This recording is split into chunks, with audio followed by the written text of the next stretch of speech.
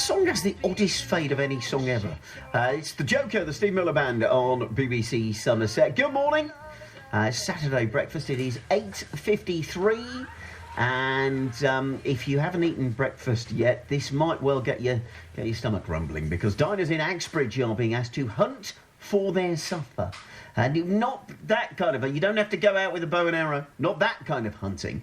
Instead of foraging in the woods, they are going to draw names out of a hat to see which house in the town they will eat 3 courses at. Starter, main and dessert, all served in different locations as part of what they're calling a progressive supper. Let's talk to Harry Mottram.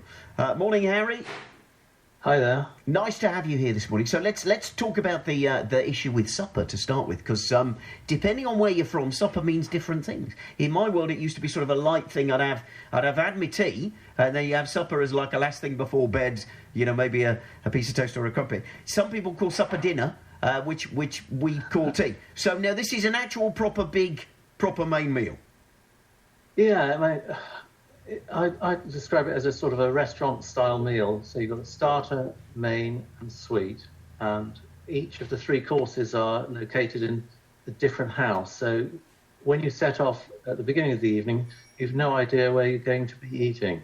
Okay, and the people who have prepared the different courses, are they know that people are going to descend on their houses, presumably? Everybody is across how many people are coming? And essentially it breaks into 4 groups. You've got people who prepare the starter, then the main, and then the sweet. Plus, there's also travellers who don't actually prepare any food at all. But so you know you're going to eat 1 course at your house if you're preparing, say, the sweet or the main course, but you don't know who's going to come knocking at the door. How interesting. And obviously in this day and age, we know that people have very different dietary needs and dietary requirements. How do you get that bit covered? That's a tricky one, because obviously what we ask everyone to do is to provide a vegetarian option for each of the 3 courses. Right. If you've got extreme dietary needs, it's probably not an event for you. Because of the slightly, chaotic nature of the event. You're the first person ever who's come on to talk about an event and used the word chaotic, ever. That's brilliant. It sounds like a lovely idea. Have you done it before? It's been going for decades. There's 3 of us who are organising it this year, and it's all in aid this year of raising cash for the next pageant in 2020, the August Bank Holiday weekend, which is a giant play, and it needs an awful lot of money to stage it in the square. So how does the money get raised from the event tonight then? Are people paying to take part? That's right. You pay for each course, depending on which one you do. It's a different level of money. And then there's also a raffle on the night, and we usually aim to raise over £1,000 towards 1,200, something like that. Gosh, that is an amazing amount of money, isn't it? And now about 100 people take part, so it's quite a major military exercise, really, with timing. You have to leave the main at a certain time and then walk to your suite and so on and so forth. So different people are going to different places for their starters and different places. So there might be 10 houses all doing starters, 10 all doing mains, and That's you don't right. know. Oh wow, gosh, this is even more confusing. The word chaotic suddenly makes sense now.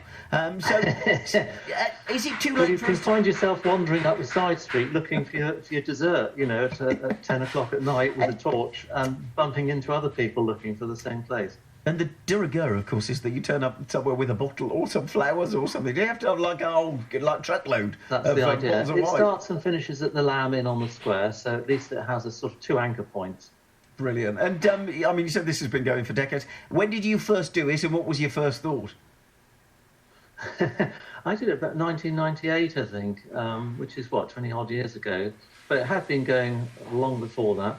I just thought, what a fantastic idea, and it was a great way to meet people in a town. I just moved in, so I didn't know anyone, and it's a great social event. Oh, amazing. Well, it sounds like it's going to be brilliant. Now, when we called you up to get you on air, you were crinkling something like tinfoil or something. So now you're preparing one of the meals? I am, yeah. I'm doing main course with a friend and we're putting together a Peruvian course because he went on holiday to Peru and got refused. So at the moment I'm opening up a load of avocados. Wow, okay. And we're doing a course in limano with chicken, and also afi de gallina. I can't quite pronounce it, but there are 3 of the national dishes of Peru, according to my friend. Well, what an amazing thing. And do you know how many people will actually turn up at your house then? Yeah, everyone will have 8 people to a meal. Some will have 10, depending on the numbers, because it's always difficult to juggle the numbers exactly.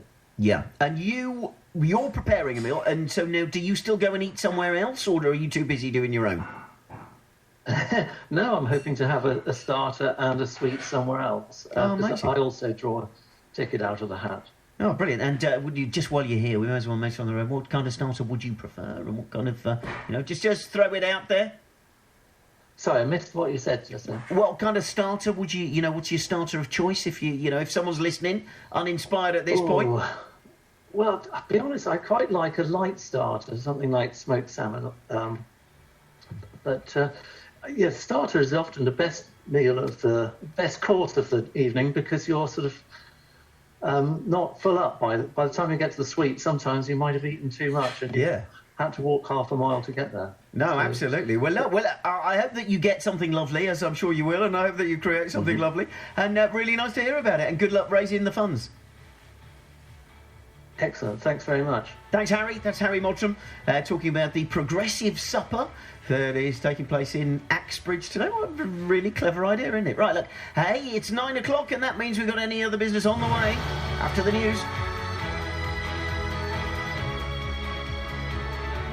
Somerset's people, Somerset's stories.